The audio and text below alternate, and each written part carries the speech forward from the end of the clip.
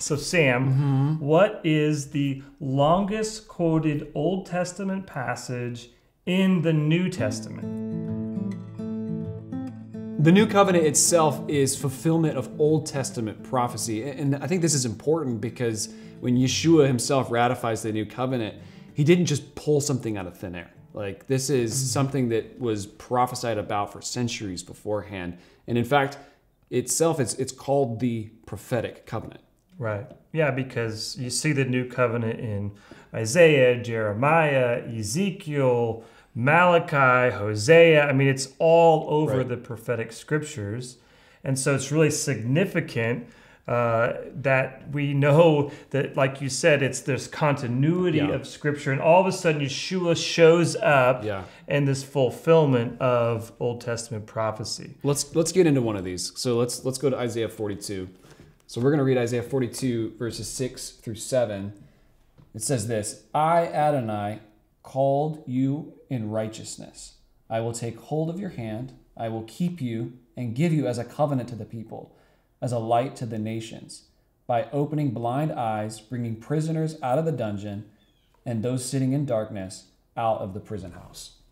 Yeah, this is great. Yeshua here, you see, he's actually being given as the new covenant. So you have this connection between Yeshua and the new covenant, and he's bringing what? He's bringing covenant to Israel first, to the Jewish people first, the Jew first, and then also the nations, right? A light for the nations. And so he's bringing light to Israel, the nations, or he's bringing them out of darkness. Yeah, and that's important too, because even as Paul says in Romans, that the gospel is for salvation for the Jew first and also to the Gentile. So it's right there. It's prophesied right there. Right. And then, of course, what do you see in the Gospels that Yeshua does? He opens blind eyes.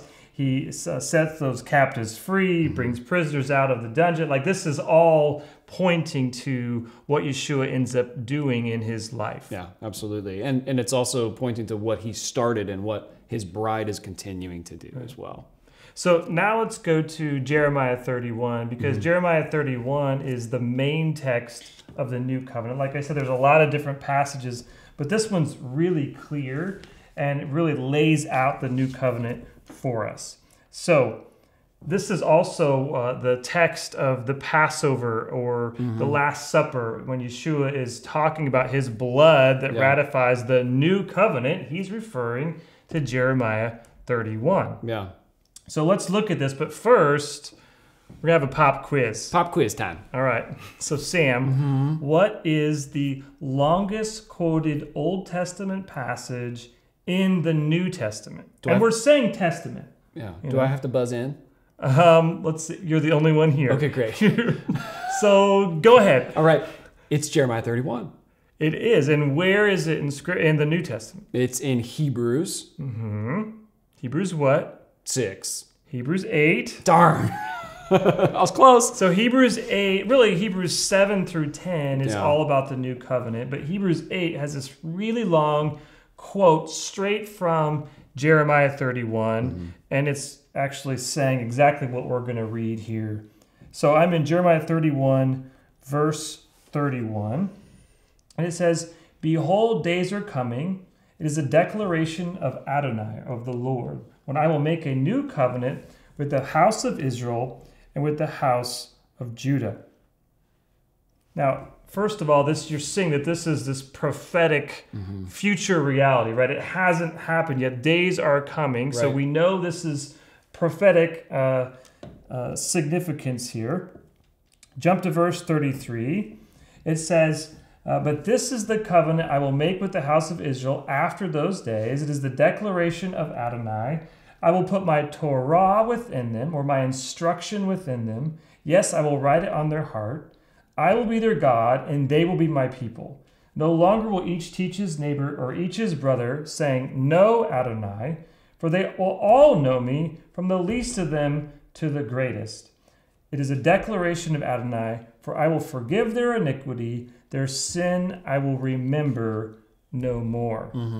So here we have this forgiveness of sins. Yeah. And again, this goes back to what? The Last Supper. This goes back to Yeshua and this communion scene, right? Where he says that his blood is for the remission of sin. Yeah, that's the promise of this new covenant, is that we get to have forgiveness from sin so that we can come into relationship with him. Right. So oftentimes in the New Testament, you'll see that the whole context isn't quoted. Right. You'll just get a little snippet. Mm-hmm. But like I said, in Hebrews, actually the whole thing is quoted. But in Matthew 26 and Luke 22, Yeshua is just giving us this little section of the New Covenant text. Yeah. And just one more real quick. It is Malachi 3. I really love verse 1. It says that Yeshua is the messenger of the covenant. Which I like this because, you know, in Hebrews it talks about how Yeshua is the great high priest, right. but then he's also the sacrificial lamb.